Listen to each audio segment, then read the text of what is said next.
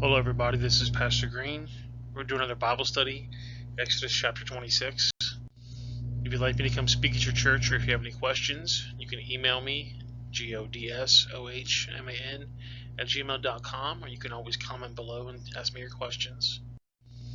So in Exodus 26, God gives the instructions for the building of the tabernacle tent. The tent that's going to go around the tabernacle. In about 1300 BC, the Jews made one of the dumbest decisions in history.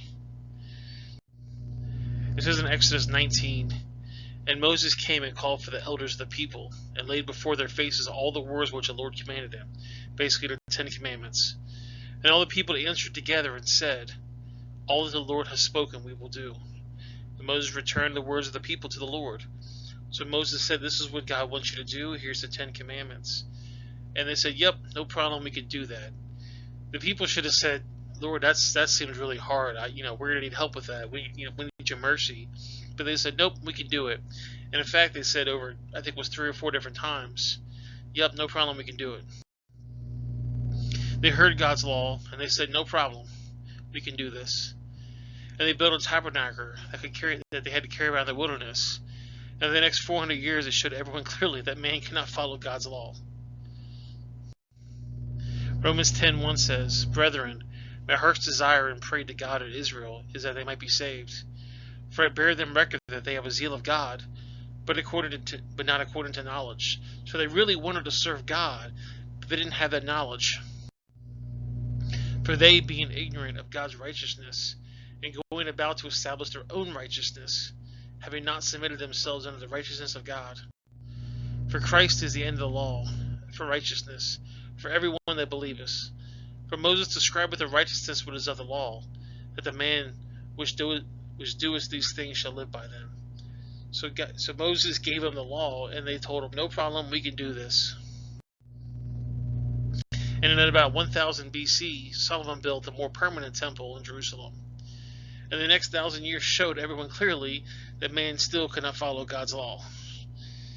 And then, of course, we know Christ was born.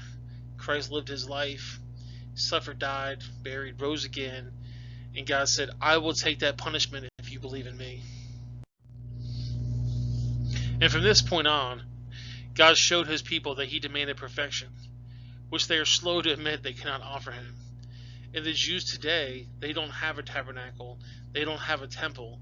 So if you're following Jewish law, you have to sacrifice animals. They're not doing that because Christ was the ultimate sacrifice.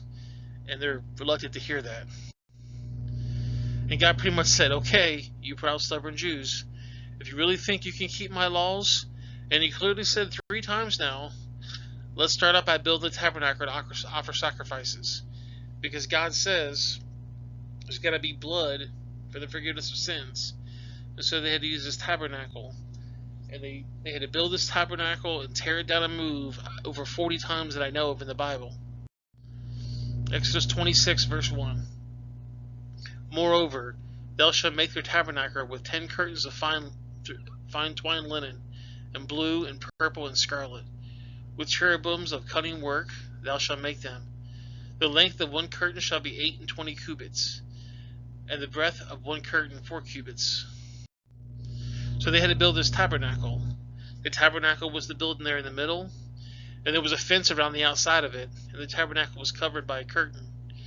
And you walk in the tabernacle, you perform a sacrifice, you go to the next section, you go to the bowl, you clean yourself up, you go inside, table of showbread, the menorah, the candlesticks, and then only people could go into the ark would be the holiest of holies or the high priest. And you actually look in the middle here where the smoke is, that's the tabernacle.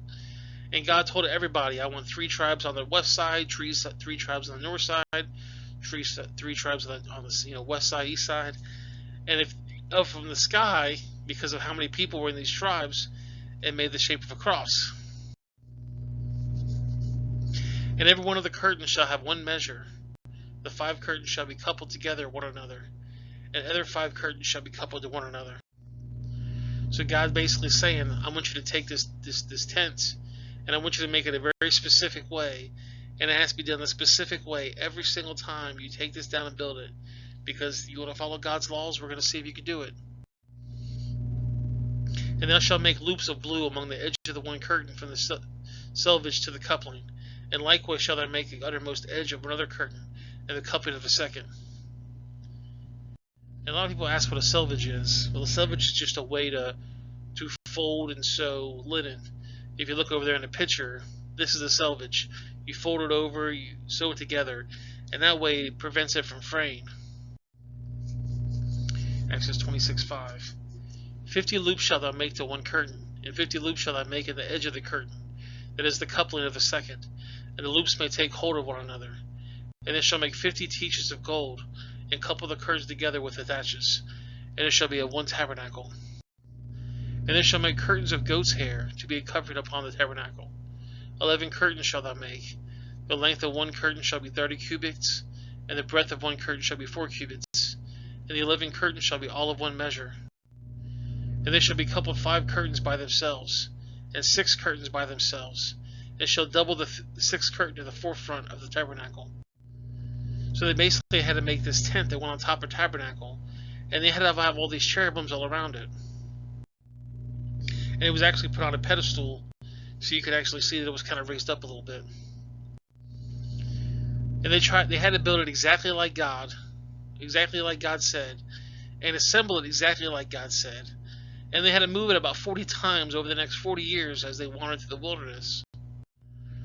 And just in the book of Numbers, there's listed 20 different times that they had to move. Numbers 33:3 all the way to Numbers 3:23. So 20 times just in the book of Numbers, it talks about them tearing down the thing and rebuilding it. Exodus 26:10. And they shall make 50 loops on the edge of one curtain, that is utmost of the coupling, and 50 loops on the edge of the curtain which is coupled the second. They shall make 50 thatches of brass, and put the thatches under the loops, and couple the tent together, that it may be one. And the remnants of the curtain shall be the tent, and the half curtain that remaineth shall hang over the backside of the tabernacle. And a cubit on one side, and a cubit on the other side, that which remaineth in the length of the curtains of the tent. They shall hang over the sides of the tabernacle, on this side and on that side, to cover it. And thou shalt make a covering for the tent of ram's skin, dyed red, and a covering above the badger skin. To get a ram skin and a badger skin, you can ask them, but you're probably going to have to end the life of that animals to get those skins. Again, the blood must be applied. All throughout the tabernacle, there's going to be blood everywhere. And thou shalt make boards for the tabernacle of shittim wood, standing up. 10 cubits shall be the length of a board, and a cubit and a half shall be the breadth of one board. And most experts seem to agree that shittim wood is acacia. And acacia is this beautiful tree in the desert. And you can actually make these beautiful tables with it. The grain pattern is absolutely amazing. Look at that table right there. And you can also make flooring with it as well. You can see this flooring. Exodus 26:17. 2 tenons shall there be in one board, set in order one against another. Thus shalt thou make for all the boards of the tabernacle. And they shall make the boards for the tabernacle, 20 boards on the south side southward. And they shall make 40 sockets of silver under the 20 boards, 2 sockets under one board for its 2 tenons, and 2 sockets under the other board for its 2 tenons. And of the second side of the tabernacle, on the north side, there shall be 20 boards. And 40 sockets of silver, 2 sockets under one board, and 2 sockets under the other board. And for the sides of the tabernacle westward, there shall be 6 boards. And 2 boards shall they make for the corners of the tabernacle on the 2 sides. And they shall couple together beneath, and they shall be coupled together above the head of it to the one ring. Thus shall be for them both, and they shall be of 2 corners. And there shall be 8 boards on their sockets of silver, 16 sockets, 2 sockets under one board, and 2 sockets under the other board. And they shall make boards of shittim wood, 5 of the boards for one side of the tabernacle, and 5 boards for the boards of the other side of the tabernacle, and 5 boards for the boards of the side of the tabernacle, and for the 2 sides westward. And the middle bar of the midst of the board shall be reached from end to end, and they shall overlay the boards with gold, and make their rings of gold for places of their bars, and they shall overlay the bars with gold. So you come in here for the right hand side there, and you go to the altar of burnt offerings. You you basically give your sacrifice. Then you go to the laver, which is a big old thing of water, and you cleanse yourself. And you go inside the door to the table of showbread and the menorah and the altar of incense. And then you have this veil, this purple piece right here. And nobody can go into the Holy of Holies except for the high priest. Exodus 26:30. And they shall rear up the tabernacle according to the fashion thereof, which was shown thee of the mount. And they shall make a veil of blue and purple and scarlet, and fine twined line of cutting work, with cherubim shall it be made. And the question is there a golden ratio found in the colors that blend? When you take these different colors together, you find out these have a Fibonacci sequence. Fibonacci sequence is the golden mean ratio. And this guy called Fibonacci found out that these numbers go together very well. So if you start with 0 and you add 1, you get 1. You take the next two numbers, 0 and 1 makes 1 again. And you take the next two numbers, 1 and 1 is going to make 2. Then 1 and 2 makes 3. 2 and 3 makes 5. 3 and 5 makes 8. 8 and 5 makes 13. And you keep going. And you find out when you take the larger number and divide it by the one before it, you get a number that's 1.6 something. It means 1.61 or 1.66, 1.62. So if you add 3 and 5, if you do 5 divided by 3, you get 1.667. 5 to 8 is 1.6. 13 and 8 is 1.62.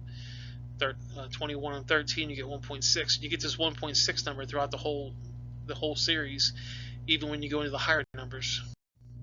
So 89 and a 55, and 144 and 89. The larger number divided by the one before it gets you a 1.6 number. And if you take the smaller number and divide it by the larger, you get 0.6. And if you take little blocks of wood and you do this, you take 1 inch by 1 inch by 2 inch by 3 inch by 5 inch by 8 inch by 13, 21, 34, 55, 89, 144. You're going to get this little curve here. And this is the Fibonacci curve, or the golden mean ratio. And they have different animals like the chamber nautilus. If you look at a shell, it follows this Fibonacci sequence. The shell is just absolutely amazing, and people think this happened by chance. When you look at somebody, beauty in our minds follow the Fibonacci sequence. The eye distance is important. From the eye bridge to the chin is important. The length of their nose is important. Have you ever looked at somebody and just thought there's something up with their eyes, or there's something up with their nose, and you really couldn't understand what was off on it? Well, in our minds, we look at the Fibonacci sequence, and we can look at that as beauty. Even the side of the face, we see this golden mean ratio is basically beauty. Even the length of the human finger bones. The first bone is 2 inches, then 3 inches, then 5 inches, then 8 inches. It follows the Fibonacci sequence. Even the eyes, the beak, the wings, and the key body markings of a penguin all fit in the golden sections of his height. All the facial features of the tiger fall in the golden sections of the lines, defining the length and width of his face. Fish follow the Fibonacci sequence. Ants, the length of a body of an ant. The body parts fall in the Fibonacci sequence. Even the pyramids follow the Fibonacci sequence. Look at Greek architecture. You can see this picture right here. They follow the Fibonacci sequence. There's a guy here named Amundsen. He discovered the Fibonacci sequence in colors of the Bible that God gave to Moses for the construction of the tabernacle. He started with the first number blue and the second number purple, and used the 1.6, and he found out the next number should be scarlet. And it says in there that the veil is supposed to be blue, purple, and scarlet. Exodus 26:32. And they shall hang upon it 4 pillows of shittim wood, overlaid with gold. Their hooks shall be of gold upon the 4 sockets of silver. And they shall hang it upon the veil under the taches. And thou shalt bring the tether within the veils of the ark of the testimony. And the veil shall divide it to you between the holy place and the most holy. And they shall put the mercy seat upon the ark of the testimony in the most high place. And they shall set the table without the veil, and the candlestick against it above the table on the side of the tabernacle towards the south. And thou shalt put the table on the north side. So you got here the tabernacle. The tabernacle had 3 parts to it. You had the outer part, the inner part, and the holiest of holies. And you had the furniture all laid out properly, you get the shape of a cross. I don't think people ever saw that. I don't think people ever saw the way they were supposed to camp made the shape of a cross either. And they shall make a hanging of the door of the tent of blue and purple and scarlet and fine twitched linen, without the needlework. And they shall make it for the hanging 5 pillars of shittim wood, and overlay them with gold. And their hooks shall be of gold, and they shall be cast 5 sockets of brass for them. That was Exodus 26. In Exodus 27, God's going to give us the instructions of how to build the altar and the 7-foot high fence that goes around the courtyard. That's the end of the video. If you'd like me to come speak at your church, if you have any questions, you can email me. You can comment below. I'm supposed to say smash that like button. Also share if you see somebody that might like this. And if you haven't subscribed, please do so. On the bottom right hand corner, I'm going to put the Exodus Bible study so you can see all the studies of this Exodus so far. Top left is going to be Genesis Bible study. And then the bottom left is going to be a video that YouTube thinks that you might want to watch. I appreciate you guys watching. If you have any questions, just let me know. Have a great day.